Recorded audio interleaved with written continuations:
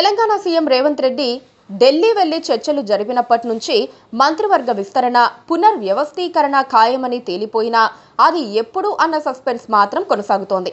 ఏ ఇద్దరు కలిసినా కేబినెట్ అంశమే చర్చకు వస్తోంది. పైగా అసెంబ్లీ సమావేశాలు కొనసాగుతూ ఉండటంతో లాబీల్లో ఇవే మాటలు మాట్లాడుకుంటున్నారు. ఎప్పుడు, ఏమిటి, ఎవరు అన్న ప్రశ్నలు మాత్రమే ఉత్పన్నమవుతున్నాయి.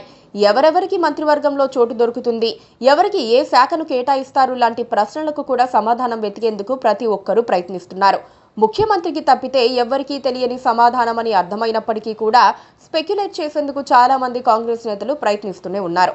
ఏప్రిల్ 3న కేబినెట్ విస్తరణకు ముహూర్తం ఖరారైనట్టు ఒక వార్త ప్రచారంలో ఉంది.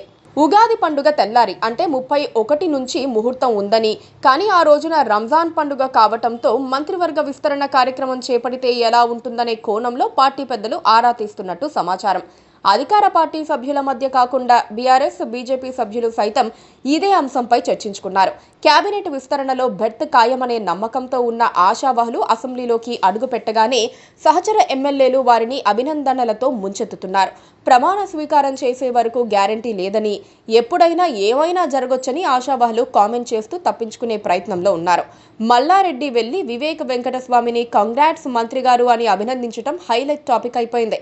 బీజేపీ నుంచి కాంగ్రెస్లోకి వచ్చే సమయంలో తమకు మంత్రి పదవులు ఇస్తామని హస్తం పార్టీ పెద్దలు హామీ ఇచ్చారని, ఈసారి తమకు పదవులు పక్కా అనే ధీమాలో మునుగోడు ఎమ్మెల్యే రాజగోపాల్ రెడ్డి, చెన్నూరు ఎమ్మెల్యే వివేక్ ఉన్నారు. ఆ ఇద్దరు ఎమ్మెల్యేలు లాబీల్లో కనిపించిన వెంటనే కాంగ్రాట్స్ మంత్రి పదవి వస్తుందట కదా అని తోటి సభ్యులు అభినందిస్తున్నారు. రాజగోపాలరెడ్డి మాత్రం నాకు హోంశాఖ అంటే చాలా ఇష్టమని తన కోరికను బహిర్గతం చేశారు. ఇప్పుడు ఏమనుకున్నారో ఏమో ఆయన మాట మార్చారు. తనకు హోంశాఖ ఇవ్వాలని కాంగ్రెస్ అధిష్టానాన్ని ఎక్కడ అడగలేదని, హైకమాండ్ నిర్ణయమే ఫైనల్ అంటూ కీలక ప్రకటన చేశారు. తనకు హోంశాఖ అంటే ఇష్టమని చెప్పినట్లు జరుగుతోన్న ప్రచారాన్ని తీవ్రంగా ఖండించారు కోమటిరెడ్డి రాజగోపాల్ రెడ్డి. అదంతా ఫేక్ ప్రచారమని కుండబద్దలు కొట్టారు. మీడియా చిట్చాట్లో అడిగిన ప్రశ్నకు తన అనుచరులు అంటున్నారని చెప్పానే తప్ప తాను హోంశాఖ కోరుకోవటం లేదని స్పష్టం చేశారు. వాకిటి శ్రీహరి, మల్రెడ్డి రంగారెడ్డి, బాలు నాయక్, ప్రేమ్ సాగర్ రావుకు సైతం అభినందనలు చెబుతోన్న తీరును చూస్తే ఎంతమందికి మంత్రి పదవులు వస్తాయో అర్థం కాని పరిస్థితి ఉంది. ప్రస్తుతం ఉన్న 6 ఖాళీల్లో వ్యూహాత్మకంగా 4 భర్తీ చేసి 2టిని మరికొంతకాలం ఖాళీగా ఉంచాలని సీఎం రేవంత్ అనుకుంటున్నారు. ఇది మాత్రం పక్కా సమాచారం. 4 బెర్తులకు దాదాపు 10 మంది పేర్లు వినిపిస్తున్నాయి.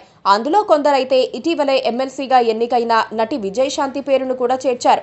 అది ఏమాత్రం నిజం కాదని, ఆమె పేరు పరిశీలనలో లేదని కాంగ్రెస్ అంతర్గత సమాచారాన్ని బట్టి తెలుస్తోంది. మరోపక్క తన భార్యకు కూడా మంత్రి పదవి కావాలని కోరుతూ ఉత్తమ్ కుమార్ రెడ్డి అలిగినట్లుగా వస్తోన్న ప్రచారంలో కూడా నిజం లేదు. ఏదేమైనా సరే మంత్రివర్గ విస్తరణ జరిగేంత వరకు ఈ ఉత్కంఠ మాత్రం ఖాయం. Please subscribe to KTV Telugu. KTV Telugu. KTV Telugu. KTV Telugu channel.